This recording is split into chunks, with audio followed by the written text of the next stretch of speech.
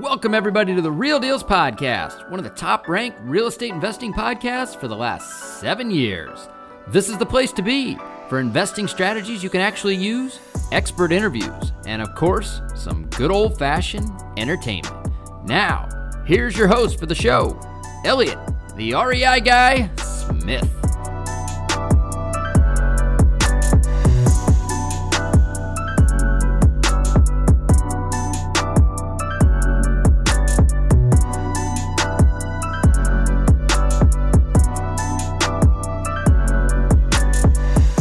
On Real Dealz podcast listeners, coming at you with show 367. Now, we've had a couple bigger podcast guys on. Didn't do that on purpose, but we've had Jay Scott on. We had Kevin Lee last week, the producer of Bigger Pockets. This week, got the man, the myth, the legend, Brandon Turner. Really excited. I've been trying to get him on the show since like October, since I found out I took the show over. Schedules doesn't match up, but finally got on the calendar. Ended up hanging out talking this is going to be a long show, just so you know, but we ended up talking before for like 45 minutes before we were like, oh, we should hit record and start this show. So I think the one of the really cool things that, you know, I've known Brandon for a while. I met him at a meetup in Seattle with Taro. We kind of hung out, talked a little bit. He thought I was some crazy fan probably, but then ended up going and hanging out with him a little bit more at the PNW Expo, and then I was bidding on this trip to stay at his house for a week. Ended up, my wife wasn't there, and it got up to like $7,000. I'm like, she's gonna murder me if I don't stop bidding. And he looks over, he's sitting by me, and he's like, hey, you can come stay for free. So Christy and I went and stayed with them for a week, hung out, became friends, and really the cool thing about Brandon is everybody's like, he's authentic. You know, they love listening to him on the show. And so I think what people don't realize is that's not, I mean, they probably do realize it, but that's not an act. That's just how he is in normal life. Like, the guy is genuine to the core. He is the same on camera, on audio, as he is in real life. And the way he protects and loves his family and is a father, a dad, you know, a husband, is just really admirable, the way he lives his life. And so I think this was really enjoyable. This show is going to be different Brandon's show than he normally does. So I really try to look at these shows as you guys probably know, I want to be like, I just met you, we're sitting on a park bench and we have 3 hours to talk, or an hour and a half or 3 hours to talk. And I'm going to ask you things that in my mind, I'm never going to see you again. So I'm going to try to go as deep as I possibly can. So we talk a lot about early life. We talk about where he's been, where he's going, hence the title, you know, building up this dream life from starting from Starbucks. You know, he was a barista at Starbucks at one point up in Western Washington. You know, it's really cool to see the growth trajectory that he has had. And he's done it all while keeping the same character, and that's pretty cool. So talk a lot about what he's doing now, and talk about like making a decision is better than making no decision. Talked about, you know, the hockey stick analogy and some other cool things. So anyway, what's going on with me this week? I am right now, Christy and I are up in Leavenworth, Washington. We're at the Post Hotel. Really nice adult-only spa. It's a good place to kind of decompress. I've had some family stuff going on, and just a lot of stuff going on with the call center, with work. As you guys know, we're trying to still close that 25 unit, which looks good. And we got some development stuff in the pipeline. We've got a 25 lot subdivision that we got to close on here in a couple weeks. We have, I'm trying to put some deals together for put a 63 lot subdivision together. And we bought that 13 unit dirt 3 weeks ago that we're going to be building the 13 unit on. And then also the call center has been blowing up, growing like crazy. And we're hiring. We put out an ad for an executive assistant. We had some interviews this week. I think we found a good one. Also, we hired somebody new for the call center. So just a lot going on. And then also having a 2-year-old. And so he's getting fun, loves golf, asks me 50 times a day to go to the golf course. Dream come true as a dad. I hope it's just fun and I can make it fun for him. So any dads out there that have tips, feel free to reach out on Instagram, Elliot Smith REI. Give me some tips. How do I keep golf fun, or how do I make sure that I'm doing what he wants to do and enjoying that time in the moment? Would love any feedback on there. So the show's long enough already, so I'm going to cut to it. This week, Brandon Turner, the one and the only, show 367. Listen to our sponsor first, Ironbridge, then we'll get into it. Guys, have a great week. Go make some stuff happen. Go talk to some sellers. Go call some people. You can do it. All right, Real Deals podcast listeners, I want to talk quickly about our show's sponsor, Ironbridge Lending. If you guys have not reached out to Ironbridge already to talk to them about funding some of your upcoming flip projects, I highly encourage you to do so. I've known the owner of Ironbridge for a very long time. I personally borrowed millions of dollars from them over the years to do a number of different projects, and I can say without a doubt, they are the best hard money lending company I have ever come across, and that is the reason why they are the sole sponsor of this show. I've had a lot of other companies reach out to me and want to sponsor this show, but I just won't do it. I feel like I need to be genuine in who we have sponsoring the show, and it needs to be somebody that I've personally done a ton of business with. So I personally vouch for their ability to be the best, hands down, in the world of hard money lending. You won't find better programs, you won't find better terms, and they're lending or will be lending in over 20 states. So chances are, if you're hearing this in whatever state you're in, it's definitely worth it to check out their website, reach out to them, see if they're lending in your state, and if they are, I would absolutely encourage you to do business with them. Another very cool thing to note is that they have a program for most rehabs where you can actually borrow up to 90% of the purchase price. Now, this is given the fact that you are actually buying a deal, which if you're listening to the show, that means you probably are. But if you have an actual deal on the table, they'll fund up to 90% of your purchase price, and they'll even give you rehab funds on top of that, which means that it only takes 10% down to get into a project, which is unbelievable in the hard money world. So do yourself a favor, reach out to Ironbridge Lending, have a conversation with them, see if they're a good fit for you and for your next project. I can guarantee you that you'll be happy that you did. All right, what's going on, Real Deals podcast listeners? We are here, show 367, with the one, the only, Brandon Turner. Brandon, what's going on? You need no introduction. I think everybody knows who you are. I would like an introduction, please. Okay.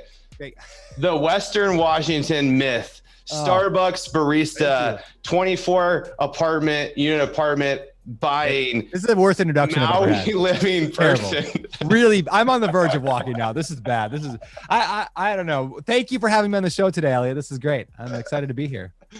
Oh man, we're gonna keep that in there, but that was bad. That was on the spot intro. Well, actually, a better intro would be like 100 million plus downloads in the Bigger Pockets podcast, right? Last time I counted, it took me a couple months, but I sat down and counted each one. It was about 100 million. Yeah. Crazy. Yeah. Amazing. I go back sometimes and listen to the first 10 episodes and then I go listen to you now and I'm like, man, you have put the work in and done it. Hey, Josh, how are you? I'm good, Brandon. How are you? Good. Let us talk about real estate today. Yeah. We're so talented. Yeah, we were good. That's right. But you guys did it. I mean, that just shows that, if you have a dream and you have a mission and you stick with that goal and stick with your brand, and it worked really well. So anyway, what's going on, man? Thanks for coming. Well, thanks. I got some biggest news in my life right now is I got some DoorDash coming in a little while with some coconuts, chicken tacos, and a quesadilla for my daughter. So, other than that, everything's pretty normal. Yeah, nice. Well, we did talk for 40 minutes before we actually started hitting the record button. So I will talk for hours. I know. Let's dive into chicken tacos. Go. Who are you? Where did you start? And guys, this is going to be a different Brandon show. I don't want it to be the same story you've heard all the time. So we're going to try to go really deep on certain things and not as wide. So Brandon, why don't you talk a little bit about who you are? You grew up in Western Washington, how you got started, and we'll dive into that. I know most people know that story, and then we'll kind of go with it. Sure. So so Western Washington came when I was 18. Before that, I grew up in the frigid north, up Minnesota, where it was cold and mosquitoes. Those like the two seasons. And I left there after high school and vowed to never return. And found myself in Western Washington a few years later and met a beautiful woman named Heather, which she met in Colorado, but we ended up in Washington where she lived, and I ended up buying a bunch of real estate there. And I thought that was probably a better idea than law school. So that's how I got into this real estate thing. I think it was a better idea. I think you made the right choice. Sometimes I question it. Like I talk to lawyers and they're like working 100 hours a week and making like $102,000 a year. And I'm like, man, I could have been them. But instead I'm in Maui and making a lot more. I don't know. It's a tough choice in life, but So how much does Heather, I know she's definitely behind the scenes, you know, Chrissy, my wife, doesn't want to be on the camera. I mean, we had to force her to be on the show. Like, how much does Heather has played a role over your guys' life since you met in creating Brandon Turner? Why don't we dive into that side of it and like her support or her ideas, what kind of ideas are her thoughts and things like that? Sure. In the beginning, she was kind of like, we did everything together. Like early on, everything was together. So, I mean, I was the one that was like reading the books and excited about real estate and all that, but she came along for the ride. At the beginning, she didn't have the mindset, right? It's hard to get both spouses to have the same mindset transformation at the exact same time. That's very rare. So I fell first into real estate. And then I asked her to read Rich Dad, Poor Dad, because that was a book that kind of verbalized the mindset shift for me and many others. And she wouldn't read it. I heard this story the other day. Yeah, it's like she wouldn't read it. So I traded her. I said, I'll read any book you want me to read. And so she made me read Twilight. So I read Twilight. I'm now Team Edward. And she read Rich Dad, Poor Dad. And we got in the same mindset. So did it work though? Did it work? Did she like read the book and say like, 100%. I get it now? Yeah, 100%. I mean, I'm not saying it was like, I mean, it was overnight. Like she read the book and was like, I get it. It's not like an overnight, like she still had to learn stuff, but like it switched her mindset like on a dime.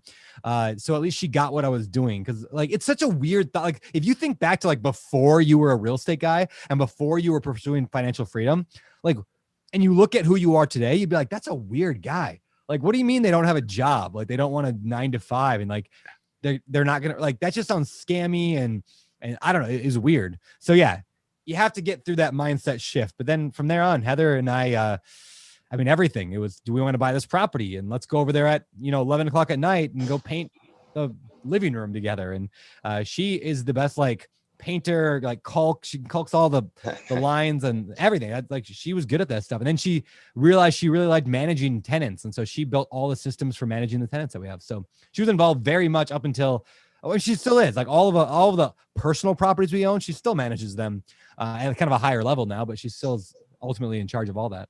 Nice. How many personal properties or doors do you own?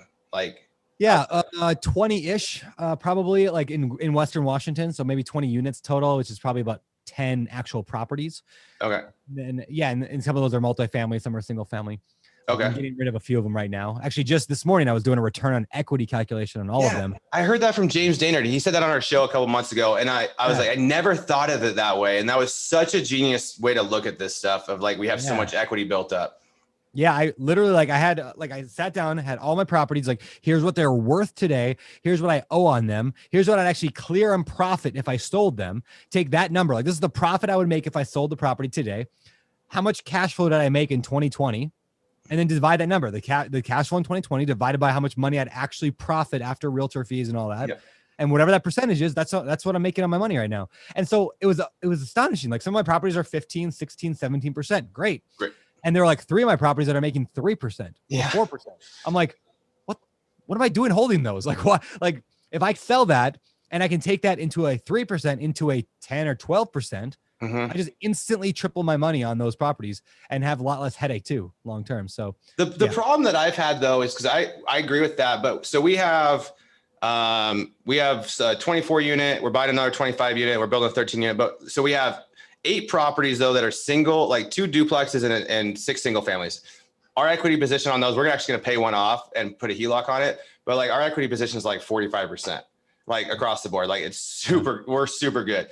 The problem is I look at that almost as like a safety net. I know I could go pull cash. Like we just did a rate and term refis and I could have pulled cash out and like use that and got a higher thing. But it's like, I almost feel like if the world ends or I get hit by a bus and I can't do all the things I'm doing, that's a safety net. We could live forever off of those properties. So how do you balance that thought process? Yeah, a couple thoughts. One, 100% agreed. I actually don't think the return on equity is the most, or return on investment, return on equity, ROI. That's not the most important thing, right? You've read Life in Air, right? The book Life in Air. I like that. Yeah. I love that book. Yeah, I love that book too. It's all about like, if the goal of life is to get as rich as possible, then yes, return on investment is the most important metric we can use in life. But the goal of life is not to get as rich as possible. The goal of life is to have the best life possible. Yeah. Okay, well, what does that mean for the rules? Well, that means they all change. So yeah, I mean, some of the properties that are making a really low return, they're making a low return because I paid them off. Like I have no mortgage and they're worth $250,000. Yep. So, okay, yeah, I could sell that and go level up on a 90% loan to value burr or something like that, or 80%, 90% like deal, spend a ton of hours putting that together, trying to find the right property and do all that. Or I can just say, hey, 3% ain't bad when I'm, not doing any work. Yeah. In reality, though, I'd probably say I should take that money. If I'm only getting 3%, I should sell the property if it's not much work to sell it, dump the money in the stock market or into my fund, like Open Door Capital, just give it to my fund. Cause then it moves from an active investment to a completely passive one and doubles or triples the investment. So yeah. Cause now we're getting to a spot because we own 41 doors. Some of those are with some partners. But Christy manages the same as Heather. Like Christy manages, I have nothing to do. Last year, I got into a meeting with our 3 other partners, and I overtalked Christy, and she's like, I did all that stuff. Like, give me the credit or let me talk. So I'm like, at that point, she's like, okay, she took all the rentals. So she manages all the rentals now. I have nothing. I don't even know, but the rentals are going crazy. We just listed one that we were at 1050 and we thought we were at market rent. We were at 1050, with this tenant that just moved out. We just put it at 1300. Phone's ringing off the hook. Yeah. And it's just like, man, I don't know. This world is turning weird. It is we're in a weird place right now. And I also want to be careful that we don't make decisions based on absurd circumstances in the world right now. Like it should not be like it is right now. Like real estate going as crazy as it is, and it won't last forever. Maybe it will last years longer, but you don't want to like make a bunch of decisions based on a weird year and a pandemic that made everything even more weird. So unless it's non-recourse debt from Freddie Mac at 3.88%, 30-year AM. We do like that. I just got a non-recourse 2.99, I think it was, on a crazy mobile home park that we just bought. I'm like, this is pretty good. I can take this stuff. We're getting 2 years of interest only. This thing is going to cash flow like this. Stupid.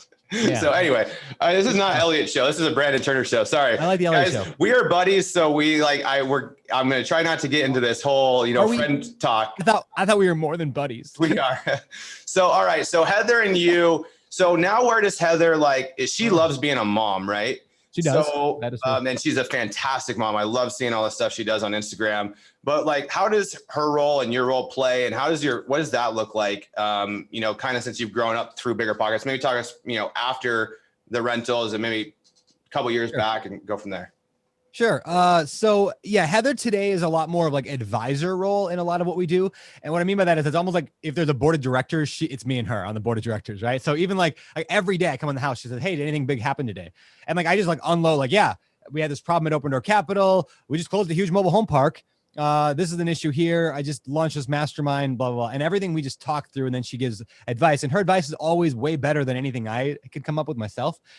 And the only times I get myself in big trouble in life and business is when I don't listen to her advice. It's really good to have that. So she serves that role primarily. And then of course she still manages the regular rentals, but yeah. So we, up until 2018, I think it was, we just had our own rentals. We had our small portfolio. We bought a small mobile home park out of state with a buddy, Ryan Murdoch, and another one, Mindy Jensen. Mindy's the host of the Money podcast at BP. And it was another cool little investment that we had. And that was our entrance into mobile home parks. And we decided to go full on in on them. So I formed, Open Door Capital. And now we just closed, I don't even know, where 15, 16, 1700 units right now, something like that. We should be at 2,000 within the month. You're over 100 million, right? Not over 100 million. We're over, we did 50 million last year. We had another, I think 20 under contract, 25 under contract. We're 75, probably. We'll be at over 100 by summer, probably, maybe by end of the year. Okay. Sure. But yeah, it's been a crazy ride. Yeah, I think we raised $35 million in the past year, which is also without a single webinar. I didn't do any webinars to try to raise that. Like a lot of people do. I use Instagram and Instagram alone. That was it. I don't have an email list. I didn't really have an email list, and I didn't have anything. I just had Instagram. So gotcha. $35 million on Instagram is a pretty crazy. It's a pretty good deal. That's pretty good. Yeah. So let's talk about Bigger Pockets. And so Bigger Pockets, you kind of grew up with Bigger Pockets. I think you kind of came on board. Tell us how you came on board first, and then let's talk about maybe the growth there and where you've gone with that. Yeah. Bigger Pockets was, I found BP early on my first property, when I bought it. And I remember my dad saying that you're not going to be able to pay rent or you pay the mortgage if your tenants don't pay rent. And a lot of tenants don't pay rent. So what are you going to do?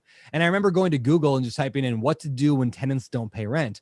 And I found a blog post or an article at the time is what they were called on this little tiny site called Bigger Pockets. And the article was called What to Do When Tenants Don't Pay Rent. And I was like, whoa, like there's answers to all these problems. I mean, think of it every time you talk to real estate with anybody new, they're like, yeah, but what about this? Oh, you got no money. You can't invest in real estate. Well, what about this? Like tenants don't pay rent. And what I realized that day that my world like exploded in a good way is that there were answers to every one of these negative Nancy questions that are out there. And so I jumped in the Bigger Pockets. I was number 8,000 out of right now we have over 2 million. So I was like one of the early members. And you can go back and look at my old forum posts. They're kind of embarrassing, but it's like, I'm thinking about buying this duplex. Not sure what I should do. Like, it just shows that like we're all COVID. We're all on the same journey together. Right. But like I was just earlier on in my journey and then it moves through. And yeah, that's how my Bigger Pockets stuff started. So I was just hanging out in the forums, asking questions, offering advice when I could. That led to me becoming somewhat like Facebook friends with the mythical Josh Dorkin. True story. I don't know if I've ever told this on a podcast. Maybe I have. I remember I sent Josh a message. This is before we were friends. I just knew he was like the godfather of Bigger Pockets. Like he was the owner, right? I sent him this message and I say, hey, like a private message. Hey, I'm a writer, or I want to start writing. And I was wondering if you wanted me to write for Bigger Pockets. I would love to write on the blog because they had a few guest writers there. And Josh just ghosted me, just no response. I mean, just nothing, just ignored me. And I was like, oh man, I'm so stupid. Nobody likes me, like whatever. So 6 months goes by. And I'm starting my own little blog at the time, like realestateinyour20s.com, which was my little blog. And he reached out to me then randomly. He says, hey, I just found your blog. You're a good writer. Do you want to write for the Bigger Pockets blog? And I'm like, oh, Josh freaking Dorkin just sent me an email. Like this is like the biggest deal in my life. And he's like, let's hop on a call. And like, Josh Dorkin wants to hop on a call with me. And I remember exactly where I was. I was in the car with my wife sitting next to me. We're at my apartment complex. And like, he calls and like my wife throws me the phone. I'm like, oh my gosh, I'm going to talk to Josh Dorkin. And it was such an like crazy thing that Josh Dorkin wanted to talk to me. And so I talked to him and I ended up writing volunteer, no pay or anything, just writing blog posts for Bigger Pockets. And, that led to one thing to another and eventually led to the podcast. And well, they needed a marketing guy, right? Then you got a job as in the beginning, it was like literally just write blog posts and like help out. And that was a few months worth of that. And then he wrote on his Facebook once, Josh wrote, because at that point we became Facebook friends. He wrote on his Facebook, I'm looking for someone to help edit blog posts. And I'm like, I can speak English. And so I volunteered and he started paying me a little bit of something for it. I don't remember what it was, like a few $1,000 a month to help edit blog posts. And after a few months of that, we never even met in person for like a year after this. But after that, he's like, well, do you just want to do this full time? Like you could edit blog posts and maybe do some other stuff for us. And I was like, all right. I mean, at that point I'd quit my job. I had enough rentals to like pay all my cash flow, like enough cash flow to pay all my bills. And I was like sitting at my house most of the time doing nothing. And so I was like, sure, I'll work. And that's how it started. And I pulled up your website. You haven't posted a thing since June 2017, but you June 2017. I was gonna say I haven't actually posted anything since I left. Well, this is archives, June 2017. Correct. So what happened for years? I just posted my Bigger Pockets stuff over there, but I haven't actually updated it. And long before that, even it was probably like 2012 when I actually wrote original content there. That was a long time ago. We should make this an NFT and we can sell it as like a digital, like a digital like artifact of like trading thing. And you know what I'm talking about, the new NFTs? Yeah, I totally could sell this as an NFT. It's for sale for $30 right now. Who wants it? Sold. It's not a bad looking site. I made that logo myself and everything. I'm not bad at this. That looks good. Are you using a new picture now, by the way? Are you still using that same picture? Yeah. I got a new picture now. That was the one when I was 21. The one on Real Estate in Your 20s. That's my old picture. I got a new one. Gotcha. Okay. Yeah, so my new one's much more bearded. Sorry, squirrel. That's what I have. Yeah. All right. So then you guys, who came up with the idea to do a podcast? I think that was my idea. I might have been Josh. I don't know. Josh probably claims it's his, but I was listening to a ton of both the Real Estate Radio Guys show, which was a podcast that was before ours, which now they've been on our show and they're great guys. But I listened to their show. And then more, I was listening to Smart Passive Income with Pat Flynn. Do you ever listen to that show? Yeah, I've listened to it. Yeah. Okay, yeah. Pat Flynn is like the man when it comes to like internet marketing. And I learned everything about, I mean, if you look at real estate in your 20s, like that site was like a straight off, like ripping off of his site. Like I'm not original. I just copy from other people. So like, is that Pat Flynn in Go Abundance? Is that the same guy? What? Is that the same guy in Go Abundance, the Pat Flynn? No. Oh, okay. No, I didn't know there was a Pat Flynn in Go Abundance. Yeah, there's Pat Flynn. He's a big real estate investor in Florida that we started calling for him. That's funny. Yeah, that's funny. Yeah, different Pat Flynn, but this guy is down in San Diego, and he had a huge podcast. Still does. At the time, it was a huge podcast. And anyway, so I just copied his site, and he was doing a podcast every week. He was interviewing people about how they got started with their online business, and I was like, okay, well, I think we should do a podcast where every week we interview people about how they got started with their real estate, and that's where it was started. Was all right, let's try it. So then I launched the podcast with me and Josh, and it was awkward and we got through it somehow. And now I started listening to it really early. I can remember actually where I was driving when I listened to the Aaron Mazzarillo show. That was like 23. That show was fire. Yeah, because he was talking about like living this life. Like I travel, I do all this, I have rentals, and I'm working 70 hours a week in France. I remember I was in my van driving on the 205 heading from Portland to Vancouver. And I'm like, I can do this. Because I just found Bigger Pockets. I just kind of started and I just found you guys because that same thing. I typed in like, how do I buy more rentals? Because we wanted to go faster. We had like 2. And it's like Bigger Pockets came up and I'm like, send a letter. And so, but it's funny where those like little moments in life that you don't think are a huge deal at the time, but then they just are a huge deal. I call those pivot moments, right? Where you're like, your life's going one direction, like playing basketball, right? You pivot and you go another direction. Like there's these pivot moments in our life where looking back, they're easy to see. But when you're in the moment, you don't realize like this is a transformative movement. But what's cool also is we can create these pivot moments in our life as well. Like this moment today, like right now, people listen to this might be somebody's pivot moment right now. And they're going to say, you know what? I've been talking about real estate for the last 10 years. I've been thinking about it, but it just clicked. What Elliot just said or what Brandon just said, I'm changing 2 degrees right now, 5 degrees right now, 10 degrees. And then a year, 2 years, 5 years down the road, you're going to look back and be like, that was the moment. I was driving in my car on the 205 and I heard Elliot say that about Aaron Mazzarillo and my life changed. So they happen by accident, but they also happen intentionally sometimes too. Yeah. If you put yourself out there, I mean, if you're just sitting there watching Netflix all the time and, you're not going to probably be there, but if you're listening to stuff and trying to get excited about it, this is that one guest, right? That kind of clicks with you. Yeah. It's just something like zaps you and you're like, oh, that's the thing I want to do. And you don't know why that is. Like, why did that one thing hit you at that one moment? But it does. And I don't know, call it fate or call it like destiny. I don't know. It's cool though. Yeah. So last week we talked about with Kevin, your guys' producer, he talked about doing a show and like saying you have to do 100 episodes. Like just if you can't commit to 100 episodes, don't do it. Like you got to spend this time and you got to put the work in. So like when did Bigger Pockets podcast really start to like kind of hockey stick or plateau or not plateau, like take off? Yeah. Yeah. The funny thing is it never did the way I thought it would. Other than in the beginning. Like what I mean by that is this. In the very beginning, we said, like Josh and I said, our goal is to get a top 100 business podcast within the first year. That's our goal. And the first week we hit number 6 of all business podcasts, right? So like we clearly drastically underestimated our value. Yeah. Now Josh had an email list of 100,000 people at the time. Like we had 100,000. So that's pretty big. That's why we launched big to begin with. Yeah. But lots and lots of shows since then. I mean, every week since then, I look at the rankings all the time. I'm kind of obsessed about them. And new shows constantly come up and then they're ahead of us for a day or a week or a month. And every time they fall back behind. Every real estate show that's ever come will maybe do well for a little while and then it falls behind. But for some reason, we stayed there. And I don't know what it is that made that happen, whether we just got lucky being in the right place, right time, or because our value is there. But it never like hockey sticked after that. It was just like literally the first episode had like 5,000 downloads. And then next week we had like 6,000. And the week after that was like 8,000. And the week after that was like 9. And now we're getting 250,000. Yeah. But it was never like it was just putting in the work. How do you think you get that show from 250 to 500,000? Yeah, YouTube. That's one word, YouTube. I don't know if I can grow the podcast. I mean, I could say, great, I'm going to go get on Joe Rogan, right? That would probably do it.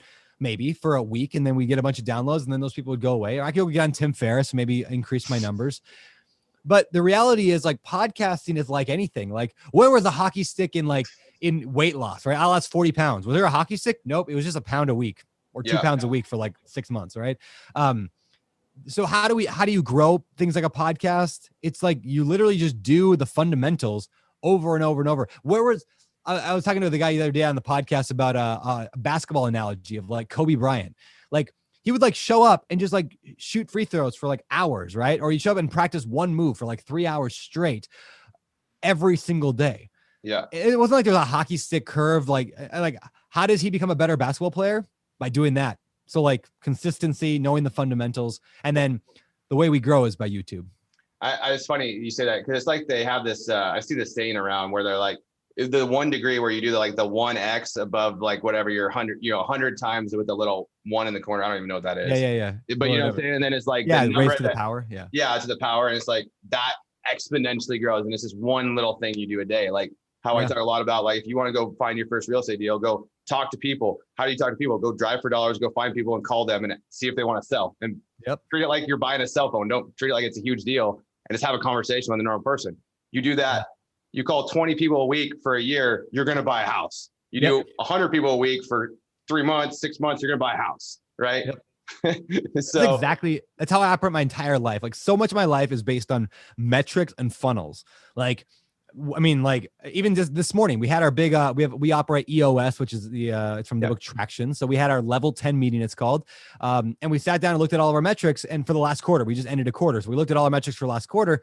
And it was like, we set a goal to make 45 offers on mobile home parks in Q1. We made basically 50. It was like 49 or 50, you could call it. We made 50 offers. Well, guess what? We had a goal to put $20 million of real estate under contract. We put 18.5. We almost we didn't hit our goal, right? But we are $1.5 million off of a $20 million goal. Like, we hit the lead measure, and like, had we done 55 or 60 offers, I guarantee we would have gotten there. And so it was fairly arbitrary, the 50 number a quarter, but we just kind of assumed we'll probably get about 1 out of 10 offers accepted. So let's assume if we wanted 5 deals this quarter, we're going to make 50 offers. Correct. And then in the day, does it matter? I mean, does it matter whether it's 18.5 or 20? It doesn't matter. You're putting the action in, you get a result, and then the result is that you wanted to buy mobile home parks. Yeah. Okay, where I would have been pissed if my team was like, hey, we set a goal to make 45 offers. We made 27. Why? Like, I'm not pissed at all about 18.5 versus 20. I would be pissed about the offers, because one of those you can control, and one of those is a result of the thing you can control. Yeah. So now we know, okay, fine. Next quarter, we're going to make 55 offers, not 50. We can adjust the lead measure. Right. But if I don't hit my lead measure, that's the problem. If I don't work out, if I look in the scale and I'm not losing weight, that's fine. If I made my lead measure, if I did the workouts I said I was going to do, if I lie to myself though, about the number of offers I'm making, about the number of calories I'm eating, about the number of whatever date nights I'm going on with my wife, if I lie to myself about those, that's where I'm gonna get pissed to myself, because I'm not living up to my view of honesty and integrity within myself. So because who knows, at the end of the day, one of those 45 offers might still come in Q2 or Q3. Very well might. Right. And so that's you can't measure a metric based on that, because like, I'll send direct mail out and we're just consistent, right? Sometimes I spend $10,000 and I get nothing. Sometimes I get a lot. But then every 3 or 4 times a year, I get a call from somebody that somebody had died. They saved my letter. The person that died saved my letter. Somebody comes in and finds my letter. They call me. I have no competition. I buy the house. How do I make a metric on that? Because I don't know when was the last time. I mean, I've been mailing forever. Which letter did he save? Was it the one from last month or 5 years ago? Because we're still mailing people from 5 years ago. Yeah, it's insane. It's so you can't measure. You can only measure the actions of like what your team is, what you're doing. You can only control that. So I love that. 100%. Yeah. All right. So you go to the BP, we get this growth. Now you're 250,000 downloads. Like, when did you kind of like shift into from Brandon of BP to Brandon of BP, but Brandon Turner of Instagram, Brandon Turner of, mobile home parks. And you kind of still have that brand image, right, of who you are, but like, that's not your identity as much anymore. It seems like you're building a different identity outside of that with that platform. Yeah. Yeah, I might get myself in trouble by saying this, but I'll say it anyway. Like, there was moments in the past where I had to make the decision: do I continue building bigger pockets, or do I go do my own thing entirely? Like, just leave, like, because education's fun. I like educating people. But at the end of the day, Bigger Pockets is not totally mine. It's owned by Josh, and it's owned by private equity, and I own a piece of it, but not all of it. And I'm like, do I go do my own thing? And it was a struggle at times, especially when things are difficult or we had bad employees at the company. And so I went back and forth a number of years of, like, you know, where I have good times and bad times. And ultimately the decision I came to is I love Bigger Pockets. I love it. It changed my life. It's changed millions of lives.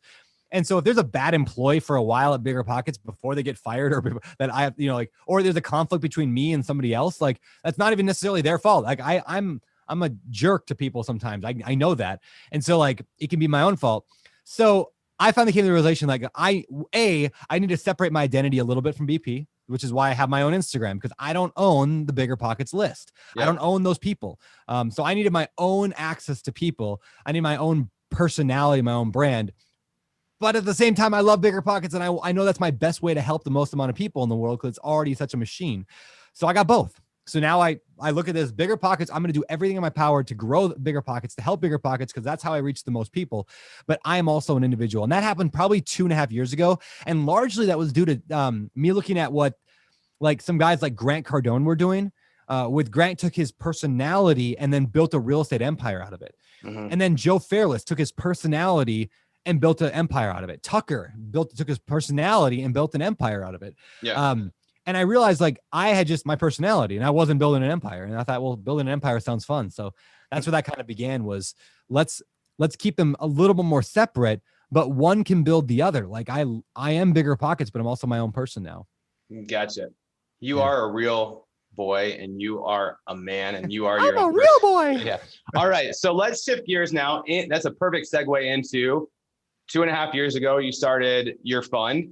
You started talking on the podcast. I think I want to buy mobile home parks. I remember when you started talking about that, and you're like, I'm going to buy mobile home parks. And it didn't happen right away, but then you started building a team, and now you have, let's talk about what you have now and what you have built now with the mobile home parks in that empire that you're building, and kind of go from there.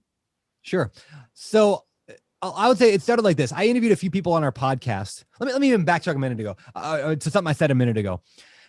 Earlier, I said that for whatever reason, we don't know why certain things just appeal to certain people. Like, you ever know somebody who's just, like, obsessed with, like, Bitcoin? I don't know if you are. Like, they just, like, love Bitcoin. Like, I know some people who just love Bitcoin. Now, I don't get Bitcoin. I bought a little bit just because it's a lottery ticket. I think that maybe will come true someday. But, like, I could care less about it. When people start talking about cryptocurrency, my eyes gloss over. Don't care. Stock trading, couldn't care less. Options bores me out, like, just completely boring, right? Hey, I did buy a brand new F-150 with some option trading. Did you? I made $4,000 trade. 24 hours later, I sold it for $47,000. Went and bought a brand new F-150. That's awesome. So you obviously, something appealed to you in there. You bought a lottery ticket and you won. That's it was a lottery ticket. I mean, I just screwed around with it. It was fun, you know, something mess around with at night instead of Instagram or Netflix. Yep. Exactly. But so for whatever reason, certain things just go, that's my thing. That's my niche. I love it. Like, and for us, real estate was that thing. So then we can niche down even further. Like, I could care less about, like, a lot of things in the world. Like, I don't really care about mid-sized apartments right now. Like, I just don't really care about them. It doesn't appeal to me. I don't really care. I don't care about townhouses. Like, it just doesn't appeal to me. But for some reason, whenever I would talk to somebody who did mobile home parks, it fascinated me. It was just like, oh, like, it was almost like in a past life, I invested in mobile home parks, and I just found that again. And I'm like, oh yeah, this feels right. It feels the right thing to do. And I'm a big believer in leaning into those moments. Like, find out what just fire. In fact, I use this quote all the time. I even have a t-shirt that says it. It says, follow the fire. Like, there's things that just fire you up for whatever reason. Follow that, lean into that. There's something that says that's the thing you should be doing. Podcasting was a fire that I leaned into. So was mobile home parks. So I interviewed guys like Jefferson Lilly, Kevin Bupp, and a few others on our podcast who do mobile home parks. And I'm like, dang, these sound awesome. But so did everything else. There's a million that self-storage sounds cool, and this sounds cool, and that sounds cool, right? But I finally decided if I didn't make a decision, then I was making no decision. Like, I was stuck in indecision. Yep. So I just said, fine, Mobile home parks. So I started talking about it on the podcast. Hey, I'm looking for mobile home parks. Put it on my Instagram. I'm looking for mobile home parks. Put it on my Facebook. Looking for mobile home parks. And I said, I want a 50-unit mobile home park. And that's what led Ryan Murdoch to messaging me in a random cold email. I didn't even know the guy. He emails me and he says, hey, I know this is probably not up your alley or anything like that, but you said you wanted a 50-unit mobile home park. I got a 50-unit mobile home park that you might be interested. It was 49 lots. And so I bought that with Ryan. Me and him became good friends that way. True story, actually. I didn't know Ryan. I mean, he'd been on our podcast, but I didn't know him from, anything other than that. And so I was like, I can't go to into business with someone that I'm not friends with and I don't know, or at least like know well enough that I can trust him. Yeah. So I call him up. I'm like, this sounds like a really good deal, but I need you to partner with me in this because I don't know the area. And he says, okay. And then I'm like, and I want to come visit you and stay at your house. So like I get on a plane and I go and stay in his spare bedroom for like a week. He's probably Simply telling because Brandon Turner for Bigger Bucks is staying at my house. So later I find out that he didn't have a spare bedroom. He was running like an eBay business that sold Jeep parts, and he spent a week cleaning that unit out, like repainting it, new flooring, bought bedding, bought everything just for me to come out and stay there. And at the time, I show up and I had no idea that until years later. But anyway, so I stay with Ryan for a week because I need to make sure that like he's a person I can trust. And I fell in love with Ryan Murdoch that week, and so we became partners then. Business partners, calm down everyone. And now he literally lives in my backyard in my extra unit out here in Maui, and we hang out all the time. And now does he, because he's helped you build the fund, is he an owner, partner in the fund? Like, are you guys partners on that, or was this Brandon's idea and he gets some equity? Or yeah, no, he's a partner in the fund. It's the first 3 funds now. Like he's been a part of it. He kind of stepped back a lot though. And this is it's really his story to tell, but I can tell a little bit of it. He worked like 100-hour weeks for 2 years. Basically, the last 2 years, he's worked 100-hour weeks. What? For you, right? For me, yeah. And as a partner, as a partner in Open Door Capital. And then one day, and again, I want him to tell the story. He should come on this show sometime and tell this story. But he just finally realized like the life and air thing. Like he has enough money. He's got financial freedom. Why is he working 100 hours a week? So like I worked with him, and this is like a good lesson. If you've got employees, if you got team members, like knowing what they want.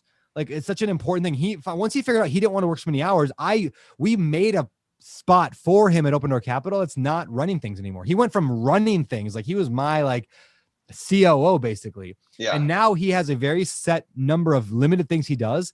And right now he's on a motorcycle ride through South America. I know. Yeah, just like traveling the entire continent and scuba diving all the time. And he's got money. Scuba diving every day. Yeah. And he's living an amazing life. And he's gonna make less money long term than I will. He knows that. He's okay with it. And at some point, I'll probably get to that point too and be like, you know what? I don't really need to make more. But how much do you need? Like yeah, exactly. Yeah. I mean, already like I make passionate thing, right? Like this call center, like I was depressed. I was sleeping 15, 16 hours a day last year. COVID, didn't know what to do. I didn't really care about real estate. And all of a sudden I meet this kid, Cole, at Tarls, and he was just coming out of a funk. And again, that's his story to tell. We were all staying in Suncadia, and he's like, I do this call center thing. And he wasn't selling at the time. That's how he got his leads. And so I'm like, I need to get some leads. I need to get back in this. So we started using it. I'm like, I think I can help. And he's like, why don't you go sell this? And I started selling to some guys, and I'm like, okay. And then Tucker was like, hey, you got a really good idea. Let me help you. And we brought him on. And dude, I've been working nonstop, and I like love it. I started going to the gym 5 days a week with a trainer. I go to the office. I have this new office built out. And I'm like, for right now, like people are like, why are you working so much?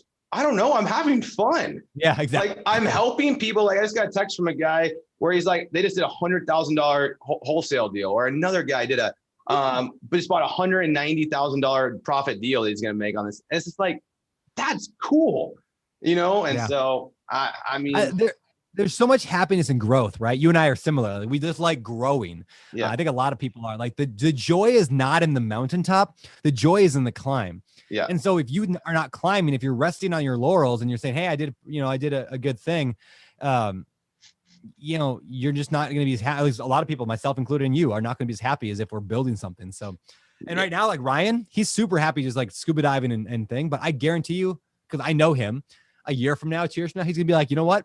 I want to build again. And he'll want to go back. And that's fine. There's ebbs and flows. Like for 3 years, Christy and I, when we moved back to Tri-Cities, I was golfing 150 rounds a year. I was playing all the state tournaments. I was playing all these golf tournaments. And we were just traveling all over the country and over the world. We're doing 20, 25 deals, making $300,000 a year. fine. It was fine. Then all of a sudden last year, COVID. And then I'm like, now I don't have that drive to golf as much. Yeah. I want to build this and I want to be a dad. Yep. And that's the thing. And now Monty's like loving golf, but it's like, I want to be a dad. I want to be a better husband. I want to be in better shape. And I want to build something, build it and sell it. And that's kind of the thought. And then we'll figure it out from there. Yeah. You'll do something else and that'll be awesome too. And like, yeah, it's one thing that's interesting is when people are at that point where they're like, I don't know what to do next.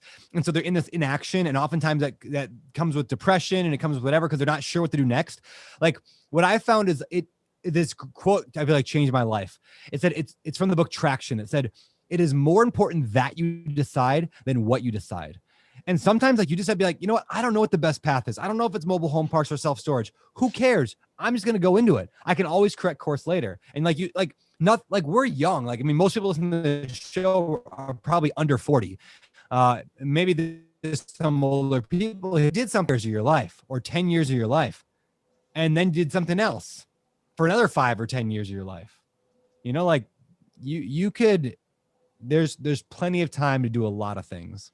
Gotcha. Yeah, I agree with you. And if you are in that spot, my dad always told me this thing, and it helped me a couple of times.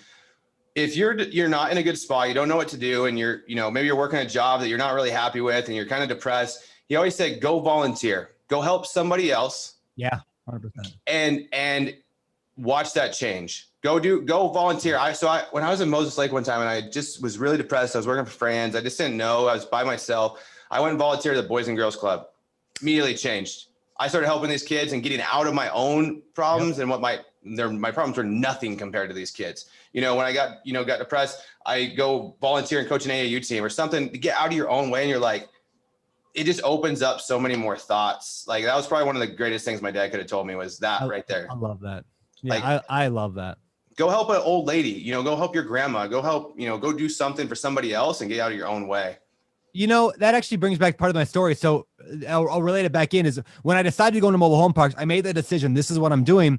I then read a book called, I went to Joe Fairless's Best Ever Conference in Denver, and I was surrounded by people who were doing big things. And I left there going, I got to step up my game because I'm not feeling happy with myself. I'm not feeling like challenged and growing. So I said, fine, I'm going to do something big here. I read the book Vivid Vision by Cameron Herold on my flight home. And I wrote up my entire company's vivid vision, which is now on my wall, which is like a long newspaper article written in the future about where my company's headed. And in there, the reason I bring this kind of full circle here is in there, a big piece of it is that we don't just make money, we give back. So we do company paid trips to go and volunteer. Now that's still part of the vision. We haven't actually done one yet, but like this year we're hoping to do like a company trip to like a third world country or something to give back, because there's so much joy and value in that for both myself individually and for the team's soul, just be able to do that. So yeah, giving back is such an important thing, but yeah. Because it's not, at some point, it's not about the money. Like I have enough money. I could retire right now and be done forever. Right. Exactly. I'm pretty sure you could as well. Like it's the challenge. Yep. And like, if you don't have some drive for some challenge, then, and what problem you're solving, because you're solving. So let's talk about your mobile homes with this. Like you are serving a type of tenant and a type of community that is probably, you know, the trailer trash is always that common, you know, theme, right? So how does your vision and your authentic branding that wants to help people, how did that transfer into coming into mobile home parks? Yeah, the short answer is like I separate that. And so like I hate people and mobile. I'm just kidding. No, I'm just kidding. No, it's very much the same. You were like, where's he going with this? I'm like, I'm gonna take this and I'll put it on Instagram and send it to all your tenants. Yeah, exactly. Yeah, no. All right. So the way I look at it is this way, because we had some blowback when I talk about getting into mobile home parks, and I continue to have people message me and be like, probably once a month I get one. You're sleazy for getting into low income housing like mobile home parks. You're taking advantage of people, and there are a lot of shady people in the industry, both in real estate and in mobile home parks, that take advantage of people. I believe that what we are doing and everything we do is designed to help our people, improve their life. Like there's going to be poor people no matter what in America. Like, I don't know if that's PC to say, but no matter what, there are going to be a large chunk of America who is just poverty stricken. And so we provide housing for like $200 a month, like, you know, $200 or $300 a month. They can live in a trailer house. And like, yeah, it's not ideal. I mean, I was sure everyone would love to live in a nice McMansion down in Texas where you can buy them for $250,000 and live in 9 bedrooms. It's better than a tent in Seattle. It's much better than a tent in Seattle. I agree. Like Yeah. a mobile home, like plus we like do everything in our power to manage correctly and with integrity. So we manage way better than most people manage mobile home parks. Like we don't just rip people off. We don't jack up their rent just because we can. We don't do any of those practices. We try to keep it reasonable, keep them affordable, because we know if they're happy, they're going to stay for a long time. And that's what we want. We also do some stuff like we're adding libraries into all of our parks where they little like neighborhood libraries that they can go and get books. And of course, we're going to stock them full of the books that we know that have benefited us. So the personal development books, the real estate books, we're going to just like magically stock these mobile home libraries with them. We want to help people. We had a tenant, their house burned down last month or 2 months ago. So we went up there, we started a GoFundMe. We put in the first few $1,000s. Every single person in Open Door Capital, every person personally in my company put in money into the GoFundMe. And we ended up raising like $10,000 or $11,000 for this family to get a new home. So they could pay cash for a new home after theirs burned down. So again, I'm not saying I'm always a saint here. We're trying to make money. That is our goal, to make money. Well, you can't be around if you don't make money. Your company's gone. Correct. You can't do anything good. So you have to make money. That's what people. We have to make money, but we can do it at a way that's full of integrity that helps our clients, like the customers who are our tenants. Like that's who we serve as our tenants. We can help them stay for a long time, provide good housing that's safe, drug-free, crime-free, and we can give them a good life that they probably wouldn't get with somebody that wasn't operating to the level that we are. Gotcha. So let's talk about mobile home parks in specific, though. Okay, outside of that vision, break down the financials of a mobile home park and the challenges of that kind of business. Sure. So mobile home parks, the reason they originally appeal to me so much is because I was like, wait, if the tenant owns their own house, which is not always the case, but it's the case for what we wanted. The tenant owns their own house. We don't have to fix their toilet, which means we don't have to deal with contractors ever. No contractors. Yes. And that is like literally why I chose mobile home parks. Nothing could be further from the truth. We deal with constant contractors. Now, granted, we're not usually fixing toilets because, again, we don't own the homes. We own the land, and a tenant will move their house onto our land and pay us lot rent. That's our idea. That's our ideal situation. Now, we do end up owning homes quite often because people leave or they get divorced or they dump a property in our area. We have to fix it up ourselves. So we are doing dozens and dozens of rehabs all the time. So it was kind of ironic that the thing I thought I was getting into real estate for ended up not being true. Now, that said, once you have a stabilized mobile home park that is full, that you're not adding new units into, and that all the people are living there and they're there for long term, yeah, it gets very stabilized because we're not paying the water bill. Each tenant pays their own water bill. We're not paying the electricity. Each tenant pays their own electricity. We're not fixing toilets. The tenant pays for their own toilet. So other than rehabs when people trash their unit and leave, even though they own their own house and we happen to inherit a house, other than that, it's very stable, which is what I like a lot. They get very stable, very predictable. So I like that.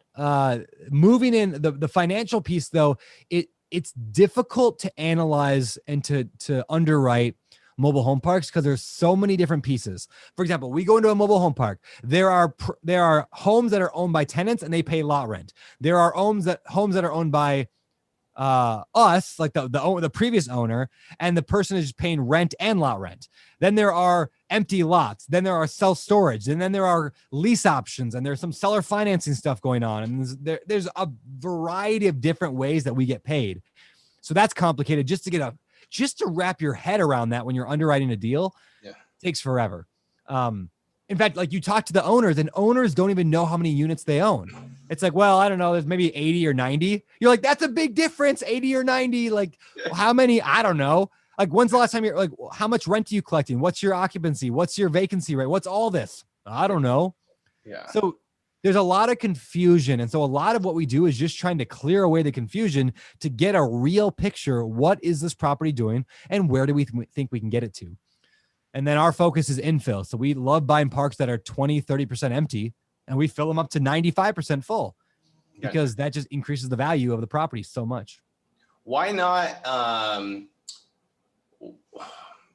go build new parks? We're not opposed to it someday. In fact, I was on a podcast the other day talking about this. I think it was an episode of Bigger Pockets where I said, like in any niche, like real estate, you can get sub niches like mobile home parks. Then you can get even more sub niche than that.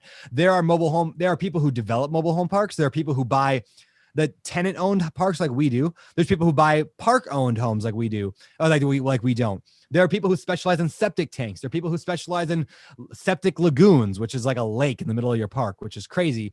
And now all the poop just goes into the lake. It's really weird and legal in many areas. You swim So, in like, it? Is it swimming lake? I'm sure I would not swim in it if I were you. We could have a nice day at the lake. It'd be great.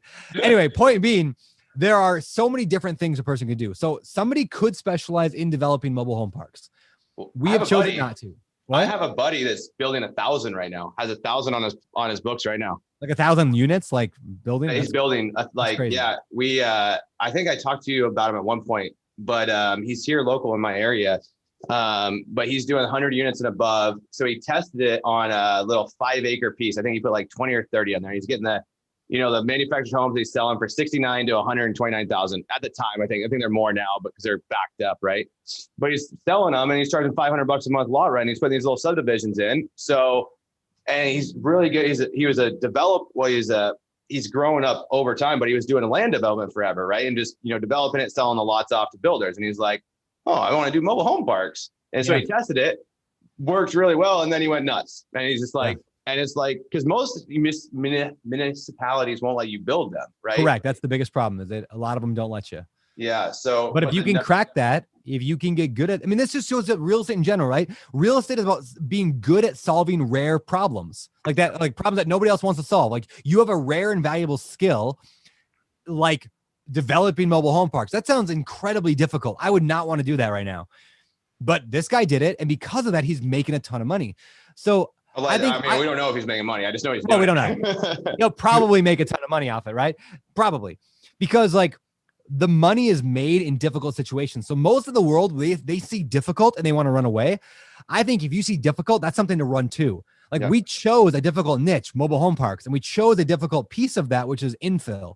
Trying to move in homes and be able to afford that and then sell them off, like, it's not easy. But we chose to get good at that particular piece, that little sub niche of a sub niche of a sub niche. Yeah. And that's why we're good at what we do. And so when you think about that, it's actually refreshing because there's so many sub niches out there. You can become an expert at something difficult. In Florida, that's her niche. Sorry, you kind of cut out a little bit. Who in Florida? Oh, sorry. There's some lady we interviewed on our podcast who her specialty is, my internet connection is unstable. That's fine. Weird. I am recording separately too. If that's fine. This, but, is your food here yet? Your food coming? It's not yet. They texted and said they're on the way. So no, it's not even on the way yet. I just said that.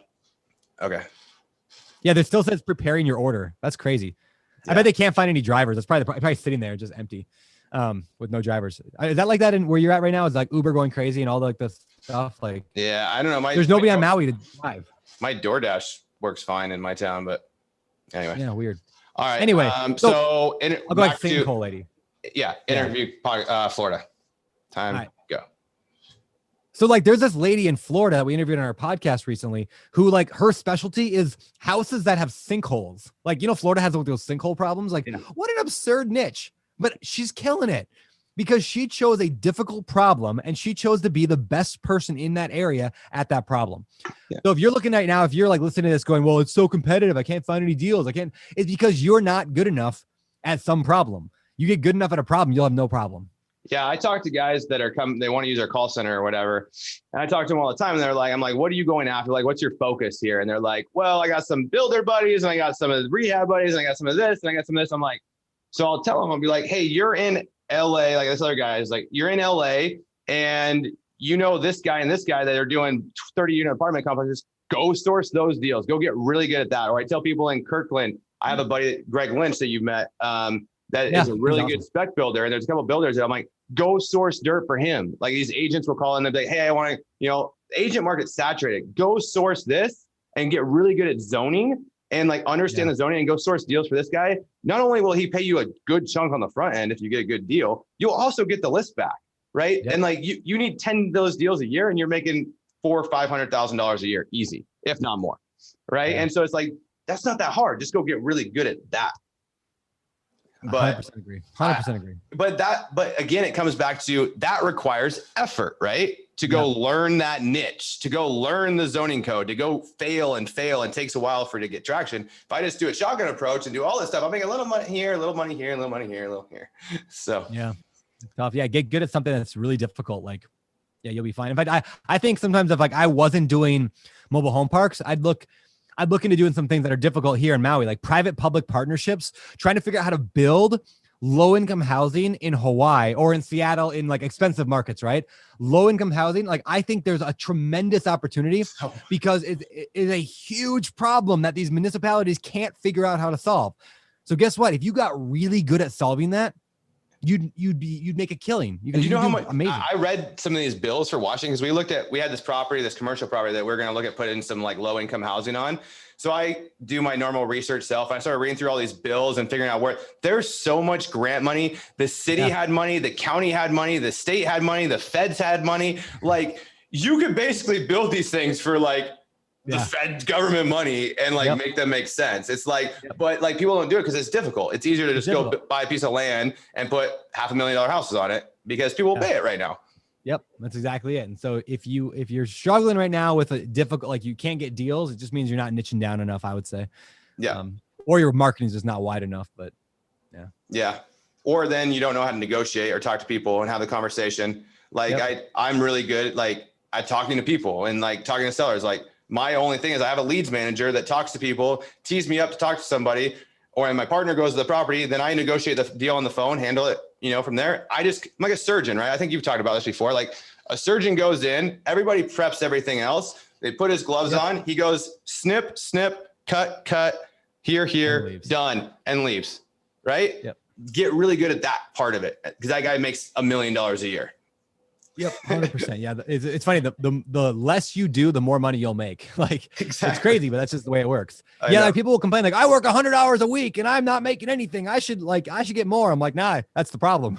You're doing too much. You're not. Yeah, you have 100 hours of work to do. That's the problem. Yeah, exactly. Yeah, that's why one of my favorite books of all time. It's called "So Good They Can't Ignore You," by Cal Newport. It's all about like if you want to have an amazing life and you want to have the 4-hour work week. It's not about building some like online business that sells nutrients or whatever, right? Like maybe some people made it that way, but the real like easy way to get whatever you want is to develop rare and valuable skills that allow you to get whatever you want because people need that. And so like that's why the best wholesalers, they make a ton of money and they don't have to work that hard because like everybody wants them because they have a very rare and valuable skill, and that's called like getting good deals. Yeah, it's like when we were working 10 hours a week, Christy and I was golfing 150 rounds a year, making $300,000. I mean, I didn't put the house back together. It's like we did pretty freaking good doing nothing except answering the phone call. So that's it. You had a rare and valuable skill. So, but everybody has that valuable skill. Anybody can learn something. Why don't you speak to that? Because you've talked to hundreds and hundreds and thousands of people, and everybody's like, well, I'm not Brandon Turner. I'm not this guy. I don't have this. How would you find your skill or find how would you build that? Like go figure out who you are as a person and like what skill you might have. Yeah, I mean, a lot of that goes back to the whole like follow the fire thing, right? So there's certain things that appeal to me, but like we talked about earlier, we joked about if you listen to my early episodes of the podcast, they were terrible. Like they were really bad. Now, like I watched a ton of YouTube videos at the time on how to launch a podcast and how to do interviews. I read books on the topic. I went crazy on trying to do a good job, and I still sucked at it when you listen to the early shows. But after like 50 episodes and after like 80 episodes and 100 episodes, I was getting pretty decent at it. And now after 400 episodes, I'm even more decent at it. And 500 episodes from now, I'm going to be even better at it. Yeah. And so a lot of it is just like knowing that it's going to suck for a long time. Yeah. And so it's like we talked about earlier too, about not looking at the outcome necessarily, but looking at the lead measure. Like, I know that this is not going to be good. I know that when I launch a podcast, it won't be good. I know when I launch direct mail, I'm not going to know how to answer that phone call. So I'm going to set a goal and I'm going to answer 3,000 phone calls before I make a decision whether or not I'm going to keep doing this or not. Yep. Like, otherwise, like I answered 5 phone calls. I'm not really liking it. I think I'll go do this because that sounds more fun. Yep. That's what kills people. And they over and over and over, every month, every 2 months, every 3 months, they switch to a new thing and they never get good at anything. In fact, I've been doing a little bit of consulting here and there with people, just like usually like in person. If they're hanging out in Maui, we'll go get lunch or whatever. Or I did a fundraiser for my brother back a year and a half ago. Yeah, that's awesome. Right? No, thanks. Yeah. You gave money to that, didn't you? I did. Yeah. Yeah, you're a good man. I don't think I ever did my stuff. You've done some good things for me with that couple, and it just goes around, comes around. We're buddies. This works out. So, but one of the common things I see over and over and over when I talk to these people one-on-one is that they are, all right, I know people they're listening to this right now. They're probably not watching it necessarily, but imagine a graph where like it's an exponential growth graph. So it goes kind of, it's like straight at the bottom, then it slowly starts to curve upward, and then boom, hockey stick up. That's the curve for almost any skill. Like, and even if it's not a dramatic hockey stick, it still is going up and to the right? As you get better at stuff, like imagine you are a insurance broker. You broker insurance. The first few years, you suck at it. But after a few years, you start getting good at cold calls and engaging in conversation. And pretty soon, now you're on that hockey stick trend. You're moving up and to the right. You're really good at it. So what do most people do at that point? They get bored, and then they start right back over at the beginning. Over on the far left more side. Money somewhere over here. Yeah. And then they go, because they watch the podcast on real estate wholesaling, and now they're going to be a wholesaler. And guess what? They start on the far left, and now they're crap, making no money again for the next 2 years. And finally they get really good at it. And they're like, they finally get it if they're lucky enough to stay that long, which nobody is. They get to the end, and then they get bored of it, and they go back to the beginning, and they start something else. And so they never give themselves time to get really good and valuable. I think it takes 10 years for most people to get good at anything. Like between 5 and 10 years for most people. And I think people give it 6 months at most, and then they move on to something else because they're not making the money they thought they would make. It just takes time. So I started talking last year, right when we started the call center, and we were trying to do some other stuff. And I'm like, I need an analogy because I was in that spot where things were hard, right? They were getting hard. The call center was brand new. It was hard. So I started talking about a catapult, right? And I was telling people when they were getting leads, like it takes a while for these leads to work. So I got this I had this catapult. And I just started envisioning like everything I'm doing right now, because we made less money last year because we shifted and pivoted a little bit. But I'm like, every day and every effort I take, I'm pulling that catapult down a little bit more and a little bit more. And I'm loading that catapult bucket a little bit more. And one day it's going to click and that catapult is going to shoot off. And I use this analogy, and my good buddy Greg sent this to me. It's just beautiful. You can see it, this wooden catapult thing. Oh, that's cool. Yeah. And it's just like, it caught me thinking of like, that catapult might take 6 months, a year, 2 years, but I'm just going to keep pulling it. At some point, I'm going to be able to launch that catapult, and things are going to take off. And right now that catapult is getting launched. And so I love it. I don't know. Hopefully you like that. I don't know if that's a good analogy or not, but that's kind of what helped me get through it. A lot of You're going to write a book called The Catapult Principle someday, and it's going to be amazing. I couldn't write, dude. I'd have to write it with a ghostwriter or you. That's what everyone does. They just get a ghostwriter or a partner. You're fine. Yeah. So let's talk about. Is that a limiting belief, Elliot? Do we need to talk about this? That is a limiting belief. Yeah, Jason would not be happy with me. I could. I don't have a fire, right? That's the thing. It's not that I can't do it. I just don't have the fire behind doing it. Yeah, and in fact, I think most people who write books shouldn't write them. Like I think way too many people write books. Like it's a terrible way to make money, and a terrible way to do anything. So yeah, like that Brandon Turner guy. Those books are terrible. You're terrible. No, like like me writing the books, like the reason I make more money than 99.9% of authors, including New York Times bestselling authors, is because I've got 1 million people who like and trust me. So like if you don't have that, like it's hard to write books. I'm not saying you can't do it. It's just hard. Yeah. So. That's like Jay Scott said, his first book, the first edition of his books he wrote for Bigger Pockets. He said the editing was like, everybody be like 4 stars, content's fantastic. Needs an editor. Yeah, I wonder who edited that one. Terrible. Oh, was that you that edited it?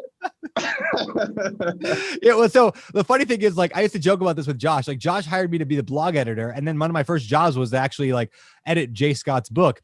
And at the time, I never told Josh this, but I'm terrible at spelling and grammar. I'm terrible at it. And like, I didn't tell him that at the time. I was like, oh yeah, I'm great at it. I'm really good.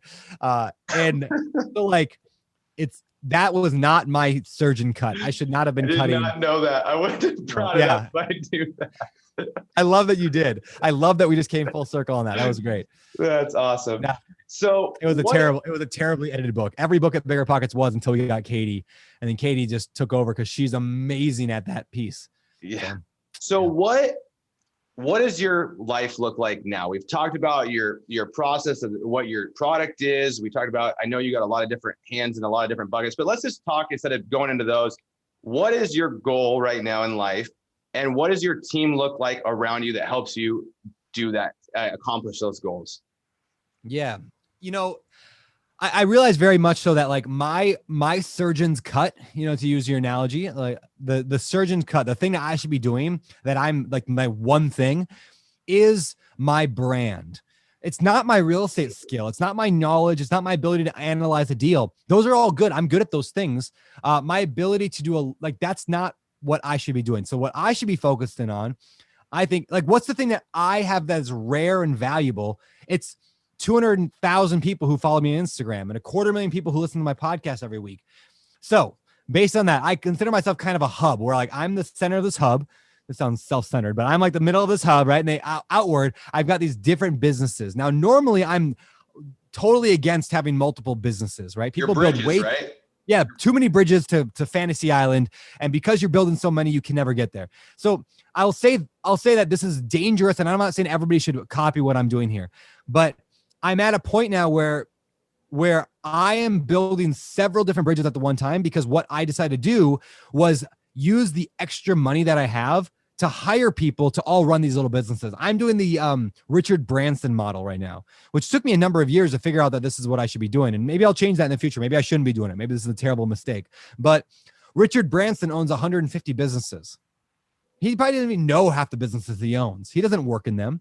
He hires, his job is to be the brand to attract the best talent in the world to run those things. So right now, like Walker Meadows, he runs Open Door Capital. Now I'm in on the meetings every week. I work a few hours every week, setting the vision, guiding things. Every quarter, we have our quarterly meetings. Like I'm there, but I don't handle like HR complaints. I don't handle like even the underwriting. Like Walker does the first pass of all of that. And our new guy, Jay, they handle all that stuff. Do you do any underwriting? No, I review, I'll look over what they did, but like, what am I like? This is the thing. It's interesting. Like they're so much better than me at underwriting. So like, if I'm going to go in there and go, no, let me show you how this is done. Like, I'll screw things up. Like who makes the decision to buy the property though? Who gets to say we're buying this? Yeah, I would say that is usually a committee between me and Walker and Brian Murray, who's kind of like our wise old guy on the site. He's not old, but wise old man. Crushing It with Brian book, right? What? Crushing It with Crushing It with Brian. Yeah, I mean, he like wrote the book on commercial real estate. So Brian's one of our partners as well. I have never told them, like, so I say that I'm involved here. I've never vetoed a deal yet, because like, what am I going to know that they don't already know? Like I hired the best people on the planet for this thing who have now got hundreds and hundreds of hours of education, thousands of hours of education in the mobile home parks. How am I supposed to override that? So I look at everything. It all goes through me. The buck stops with me. But ultimately, if they say we're going to buy a deal, we're going to buy the deal, unless some weird thing happens that I'm like, no. In anything weird, they come to me and they say, what do you think? But yeah, ultimately. I have a funny saying with that. So my buddy Artem, he's built over $200 million worth of apartments in LA. Wow. He said his goal is to be over $1 billion. But his goal is not to be the billion. His goal is to have a company big enough where he can hire people from Harvard and Princeton and cool. Yale, that his company makes enough money that the people from Harvard that are the best of the best of the best, right, want to come work for his company. Yeah. Because they are so much smarter than him. And that's his goal of his company. And I think that's a really cool goal. Yeah. Is like, I need to build a company that these would attract this person. So you have attracted those type of people. I mean, maybe with Brian and your other guy, these guys that are better, why would you override them? And they are wicked smart. And it's because they want to be part of something cool, like a movement, a vision. So like my job as the brand leader is the visionary. Like I am the visionary. I drive the vision. I get people excited. I get us moving all in the same direction. But then the actual day-to-day implementations of it, like I don't want to be involved with that. So I'm doing that with Open Door Capital. That's the primary thing. I do it with Bigger Pockets. Like I show up to the podcast recordings. I'm not doing hardly any work before or after. I like my book writing. I still write my own books. I don't ghostwrite them or anything. But like that's like once a year for like a month or two. I sit down and write for 3 hours a day. but like I got a coffee company, but like I'm not doing anything with that. Like we're launching that one with another partner who's doing that one. I got some affiliate stuff going. I've got another guy that full-time does that for me. So I've got these people set up. They're building bridges for me. So I guess that's like, I'm still not building multiple bridges. I'm only building one bridge. That's called the Beardy Brandon brand. Like that's the bridge I'm building. And then that bridge is hiring a bunch of bridge builders for me. So that's what I'm doing right now. Okay. So let's take that a different, down the next level. Okay. Sure. So, and I'm going to be selfish here and talk about, because I'm starting to do a lot more of that in my business. And we're hiring an executive assistant. I got somebody who does all my leads management stuff now, but there's like, how do you pick, like, I want to do this business and I want this person's a good fit for that business. Like, cause some people might be good at mobile home parks, but they might not be good at coffee company, right? How do you find that? Cause you have to also be that person that can help find those things. Yeah, good question. So part of it comes from following the fire in your people as well. So for example, when Walker first came to me, he was an intern. I hired 20 interns at one time. That's a different story for a different day, maybe. But I hired 20 interns to help me find deals and underwrite and analyze and cold call and all that. And then Walker stood out as like a leader in that. He rebuilt our entire underwriting model. He stood out, like he dove in, like while working a full-time job. He probably worked more for us than he was working his full-time job. And it was all for free. So I leaned into that and I said, this guy, let's give him more and more responsibility. Today, he's my COO. He's running Open Door Capital largely because we leaned into that. And I just given him, I built all of our goals off of his capabilities. So rather than like saying, this is where we're headed, I mean, to a degree, I knew where we wanted to go, but I built everything around the people that I have. The coffee business, a friend came to me and said, hey, you should have a coffee business. I'll run it for you. You promote it. And I'm like, okay, that sounds great. So like, I just let him go with it. And if he decides to flake out and not do it, I don't expect that. But if he did, okay, fine. It didn't work out. I'm not going to push it. I'm not going to stress it. It's a fun thing. And if it works, great. If not, it doesn't. So it's kind of like that with the Jason Dries thing where you hired him as a coach. I don't know how you found him, but you hired him as a coach. You're like, you're really good. Yeah. Why don't you coach more people? Let me talk about you a little bit. And then all of a sudden you found out people need coaching. And then, so maybe like dive into like, so you're finding guys that are kind of doing things at a good level, but they need somebody that can put fire on the kerosene or put gasoline on the fire, right? Yeah, because at the end of the day, you know this as well as I do, right? Most people are just talk. Most people, they say they want to get into real estate. They say they want to start a coffee company. They say they want to be an entrepreneur. They say they want to improve their marriage, and they don't do anything about anything. It's very rare to have a person who actually does what they say they're going to do, and then also does a great job at it. That is it sounds so simple. And when people are listening to this right now, they're going, that's not that uncommon. It's incredibly uncommon to find people who are good and knowledgeable and the right personality and have proven themselves as being able to do things. So when I find those people, I will find a way to put them into my life. Like I'll figure that out. I once heard somebody say Gary Keller once said, I didn't actually hear him say it. I heard somebody say Gary Keller said it. He's a founder of Keller Williams Agency, by the way, billionaire guy. He said like his only job is to be a talent attractor. It's like a talent attractor. His only job in all of life is to find good people and figure out how to use them to make him money and to make everyone money. Yeah. And maybe I'm not quite as utilitarian as that. Like, you know, like I hope there's more than just making money, but there's such a, like, you find people and I will find you a way to make like to both of us become wealthy off of that. So that's amazing. I do have one question from a recent podcast guest. Okay. And she's the 18-year-old Isabel that was on a couple of weeks ago, who is just really even after that show, she's been driving for dollars, calling people and talking. And she had one question for you. So she said, if you could change one thing when you first started, what would it be? Say that again. If you can change if you could have changed one thing when you first started, what would it have been? From when you first started your journey, if you could have changed one thing, what would it have been? I wish I would have met you. No. I wish I would have read more real estate books. No, sorry. Let me rephrase that. I wish I would have read more business books. That's what I mean. Less real estate books, more business books. In other words, I got really good at the real estate knowledge, but that just means I was really good at fixing plumbing. Like I was really good at painting walls. I didn't realize that there was a more valuable skill out there. And that was being able to manage people and being able to grow a team. And that side of things and to set a vision is more important. And so I wish I would have done that a little earlier. That said, I mean, like what I did got me to where I am. So that's a great answer. I mean, but could you have been where you are now 2 years earlier, right? That's if you would have done more of this or whatever, but you're where you're supposed to be, right?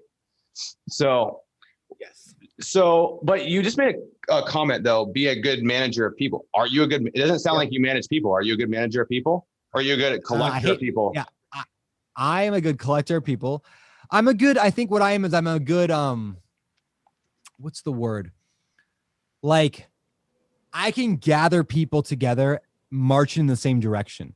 So I don't think, and I think that's the difference between a manager and a leader. I think a leader can get people excited and moving in the same direction. And a manager is back there like making sure everyone's like shirts tucked in correctly as they're marching. I don't want to tuck people's shirts in as they're marching.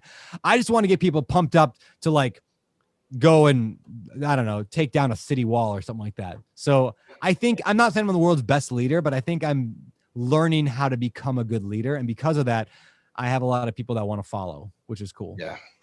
Yeah. I'm the managing part, the day to day, because I get so busy and I'm so ADD. I have a hard time with managing people because I'm not a good trainer. I'm not the best trainer. I wasn't at Fran's. Like I have to work on that skill, but that's really not a skill I want to grow.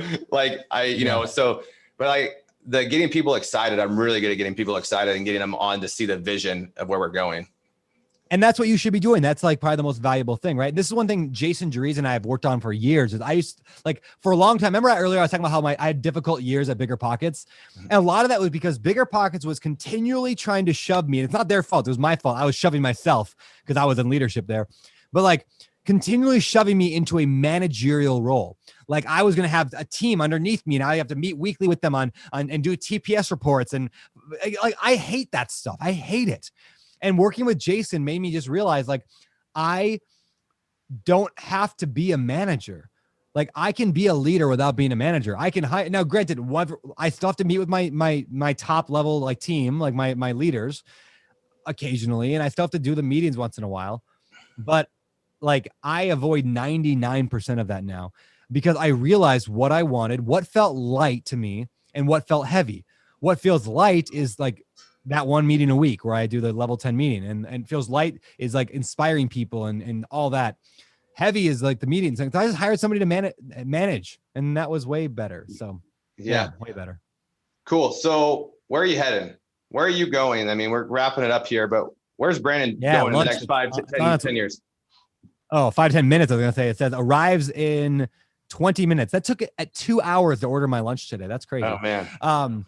I think God knew that this is an important conversation we're having right here. So yeah, that's why my food was 2 hours late. Yeah. All right.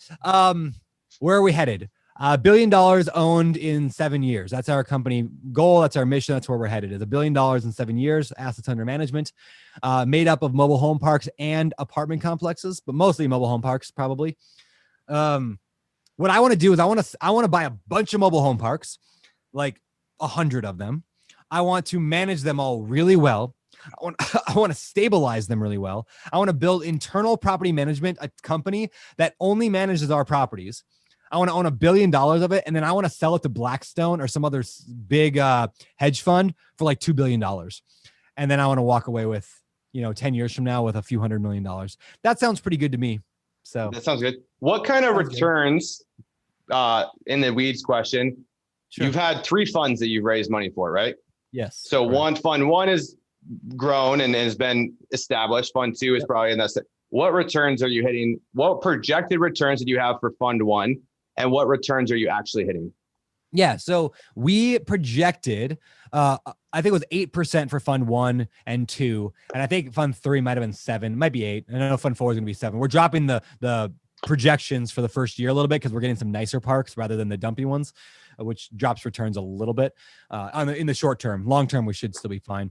But anyway, so we were projecting 8% cash on cash return basically, and that's exactly what we've delivered. So we've delivered a 2% every quarter since starting on those funds. So it's pretty much exactly what we expected. And do they have upside though on like a refi out or? Yeah, and then at the end of the day, they own roughly 70% of the fund. So my investors own about 70%. We own about 30 at Open Door Capital. So they also get 70%. So there's an 8% pref. So we don't get paid until they get their 8%. And then after that, we split things 70-30. And it's a little more like nuanced when it comes to like waterfalls. So you haven't hit and stuff, an IRR. You haven't hit a full cycle yet where you can say we haven't sold one. Okay, because you're projecting. Correct, but we're projecting. Yeah, we want to hit 15 is kind of like our in our head number. That's where our waterfall exists at. So once we hit 15, my company makes way more money. That's why waterfalls exist. The waterfall, for those who don't know, is where it's set up so that way at different tiers, the management is incentivized more and more. Yeah. And so the reason why is because I want to get a 50% return for our investors, right? Why? Because I make half of that. That means I get half of that instead of 30%, I get 50%. So there's these incentives put in to do even better. So anyway, 15 is kind of our range. What we like to say is we shoot for between a 15 and 22 annualized return, which is a little different than internal rate of return, but basically the same concept. Yeah, same. Now, is your fund, the money you've raised, more from one-off, like, I don't know, your minimum is $50,000 or $100,000 purchase, or is it more from fewer people with larger money in? We average about $100,000 per person, maybe 120, I think. Our minimum is 100. On the first fund, we did a minimum of 50. That's why our average is a little lower than it should be. But yeah, we average right around a little over 100. Which works for, I was talking to a guy the other day. We raised $35 million, right? We have 320 some, I think it is, investors. That's how we get that percentage, that average.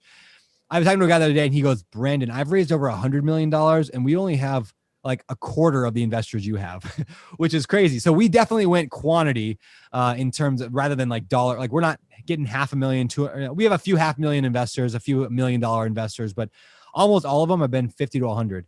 Gotcha. Which it's kind of the bigger pockets model in a way, right? Like we're like, it's teachers and doctors and lawyers and tech people that are investing with me. It's not hedge funds and family offices, which is kind of cool. I would love to get some family offices. So if you're a family office, let's talk. But I love some more $1 million stuff. But now, do you have investors that have invested in fund one that then also invested in fund two and have also invested in fund three?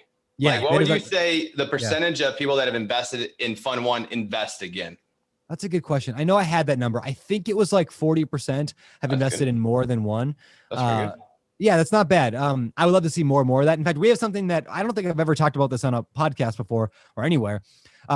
We do it internally. It's called the Coconut Club. And it's kind of a humorous thing, but anybody who's combined given $250,000 into our fund gets to be part of the Coconut Club. What do you get for that? Yeah, you get a coconut. Literally, we will mail you a coconut in the mail from my backyard or from somewhere in Hawaii that we get one from if I'm out. You can mail a coconut. And so what's funny about this, which is so good. My mind went somewhere else on this Coconut Club. Yeah, no, you get what's funny is like the U.S. Postal Service, I'd heard this years ago, they will literally mail a coconut. They put a sticker on the outside of it and we paint the outside and we write a note on the coconut and we ship it. So what these people do is they go out to their mailbox and they open their mailbox and there inside their mailbox, not in a box or anything, it's just sitting there, is a coconut with a message painted on it. And it is such a magical moment for people because it's so funny. Like they're sitting in Oklahoma and they open up their mailbox. There's a coconut from Brandon's backyard or, wherever we get them from. And it's funny because I even had a guy the other day say that he messaged me and said, what the hell, man? I didn't get a coconut, because one of his friends sent him a picture of the coconut that he got, one of our mutual friends. And I said, well, that's because you're not in the Coconut Club. He goes, what the hell is the Coconut Club? And I said, people give $250,000. You only gave 100. Yeah. He goes, well, if you would have told me that, I would have given you 250,000. And it was such a funny moment because I'm like, that's $150,000 difference. But he wanted to be part of something special and unique, which is what the Coconut Club's about. Now, in the future, we are going to actually invite the Coconut Club to masterminds out here in Maui, just like we did the one with Tarl. We're going to host Coconut Club masterminds in Maui. But for now, you get a coconut. And those people, so funny. The best messages I receive when they get that coconut and they send me a text or an email going, what? Like a coconut? Like, it's so funny. I love it. So that my lesson for all of you today is you don't have to send a coconut. Please don't. That's my thing. But how can you put in some magical moments into the lives of your investors or your clients, your agents, your title companies, people remember that stuff. There's a great book called The Power of Moments that documents this stuff really well. But how can you put more magical moments into your life? That's what that book's about. And that's what we do at Open Door Capital. Speaking of title companies, I'll go randomly do coffee runs, and I'll physically do it myself. And I'll go get a coffee order from everybody in the title company. Sometimes like 15 coffees, and I'll just go show up one day with 15 coffees. Yeah. Whenever I need somebody to jump, they jump. Whenever I say, I don't ever have appointments to sign papers. I just go when I'm available that day, and somebody signs me, right? But they do it willingly because they know that it's just those little things that matter so much. And it's usually not expensive. It's not expensive at all. It's just, that's really cool. I want to be a Coca Club member, but I think I can get more than 8% returns. Shut your mouth, man. You're gonna get 15%. Come join. Well, no, I think I can do more because I'm active. Yeah, that's a great return for somebody that's, as a doctor or a lawyer. You're right. I just, similar, I raised some money like that. People like, on my apartment deals, when I pitch it to guys, I try to give them a 6 to 8% cash on cash return for these smaller deals. And then with upside, they get they're part of the ownership, but I sell their ownership, their third, based on a 6 to 8% cash on cash return. So that's how much money they have to give me to get that much equity. Yeah, there you go. I love that. Yeah, it is true. It depends on where you're at in your cycle. Like for me, I'm not an active investor anymore. So I invest in my own fund. That's all I really do. I'm buying some vacation rentals just for the fun of it out here in Maui. But yeah, I invest in my own stuff because I'm happy with a smaller return. If I was going to go flip houses, sure, 40% return, 50, 100% return. I could go burr houses and make a 500% return, but I don't have time for that. Ain't nobody got time for that. Ain't nobody. You got to go surf. Nobody got time for that. All right, man. Well, I have to go because my wife's going to the gym, and Peter is approaching with your order from Coconuts Fish Cafe. Azika, enjoy your meal. Brandon Turner, thank you so much. Can you do the Brandon Turner signing off? I don't even know what that means. Isn't it you have a Brandon? This is Brandon Turner, and I'm signing off at the end of this. I have no idea. This is Brandon Turner for Elliott Smith signing off. All right, man. Thanks for coming on the show today. Hope everybody enjoyed this, and we'll talk soon, my man. Thank you. Appreciate you. Yep. Bye.